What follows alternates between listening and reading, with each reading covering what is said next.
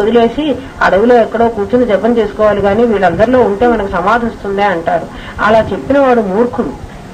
ఎందుకని ఈ జగత్తంతా మీకు ఇది లేనిదని చెబుతున్నాం కానీ ఇదంతా ఇది యథార్థం కాదు, ఇది మిథ్య అంటున్నాం అంటే కనపడుతూ ఉన్నది సత్యం కాదు, కానీ అందులో ఉన్న పరమేశ్వరి యొక్క చైతన్య శక్తి ఏదైతే ఉందో అది మిథ్యను మేము అంటలేదు. నువ్వు ఇది వదిలిపెట్టి అడవికి పోతే అక్కడ కూడా అదే ఉంది. ఏమ్మా ఉంది కదా. మన ఇంటికి వస్తారు, మనం టవల్ ఇస్తే తీసుకోరు, వద్దులేండి అయిపోయింది అంటారు. ఏం చేశారంటే చాలా మంది చేస్తారమ్మా ఈ పని. మనం కూడా ఈ దేహానికి మురికి పట్టకుండా మనస్సుకు మురికి పట్టిస్తున్నాం. బాగా దీనికి పౌడర్లు స్నోలు వేసి నీట్ గా చాలా అందంగా అలంకారం చేసుకుని లోపల మనస్సు ఉంది దానికి బాగా మురికి పట్టిస్తున్నాం. ఆ మురికి కదా, ఇది పైకి కనపడదు, అది లోపల ఉంటుంది, కనపడకపోయినా పర్వాలే ఉంటుంది. అలా మనస్సుకు మురికి పట్టించకండి. మనస్సును ఎప్పుడూ కూడా పై దేహానికి మురికి పట్టినా కాస్త కబు రుద్దుకుంటేనో లేకపోతే ఏదో రుద్దితే పోతుంది. మనస్సుకు పట్టిన మురికి మరి వదలదయ్యా అన్నాడు.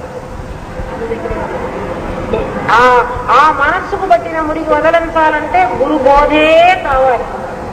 ఆ బోధ ఒకనాటి బోధ చాలదు, గురువు ఇంటైనా వెంటైనా ఉండాలి. ఉంటేనే ఆ మురికి వదలడానికి వీలవుతుంది. ఎందుకంటే చిన్న మరకైతే కాస్త సోప్ వాటర్తో ఉతికితే పోతుంది, కాస్త నూనె మరకైతే ఇంకా కొంచెం ఏదో కష్టపడి ఇంకేదన్నా వేసి దాన్ని వదలుచుకోవాలి. అసలు వదలని గాపు పడింది అనుకోండి, గుడ్డ చిరుగుతుందే కానీ మరకపోదు.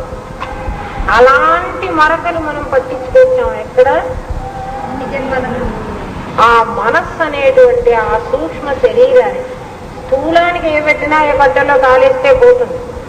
ఆ సూక్ష్మ జన్మలకి మనం వెంట వస్తుంది. ఆ మురికిని వెంట మోసుకుపోతున్నాం. అందుకే ఎన్ని జన్మలెత్తినా క్రౌర్యం. ఒక్కొక్కడికి చూడండి, ఎంత మంచిగా మనం మాట్లాడినా వాడి గుండె కరగదు. వాడికి రాతి గుండె అండి అంటారు. అంటే ఏమిటి? వాడి మనస్సుకు బాగా రాయిలాగా గట్టి మరకను అంటించుకొని వచ్చాడు. ఏం చేసినా అది కనుక ఏమీ చలనం ఉండదు. అట్లా మనస్సుకు పట్టినటువంటి మురికిని పట్టించుకుంటున్నాం మనం.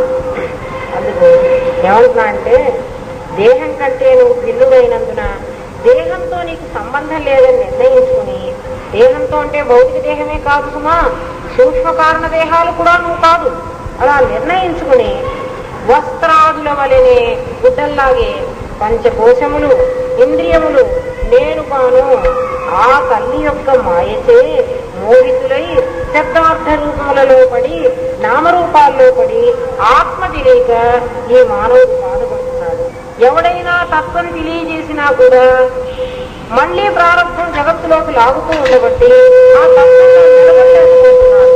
ఒక సద్గురువుని వెతుక్కుని తత్వంలో నిన్ను నిరంతరం నిలబెట్టగలగాలి, వాడు నిస్వార్థంగా నిలబెట్టగలగాలి. అటువంటి గురువు నీకు దొరికినట్లయితే, రామనాథం గారు లాంటి వాళ్ళు, అలాంటి వాడు దొరికి నీకు ఆత్మతత్వం తెలిస్తే నీకు ఈ ప్రపంచంలో శోకం ఉండదు.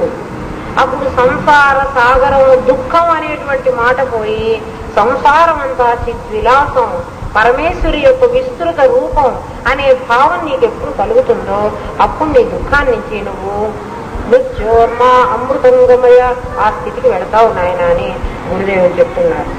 27వ పేజీ అయిపోయింది. తర్వాత మళ్ళీ ఇంకోసారి క్లాసులు ఇంకా చాలా పేజీలు ఉన్నాయి. ఇవి ఇంకోసారి చెప్పుకుందాం. 8 అయిపోయింది అందుకని. ఓం తత్సత్ ప్రజాభ్య పరిపాలన.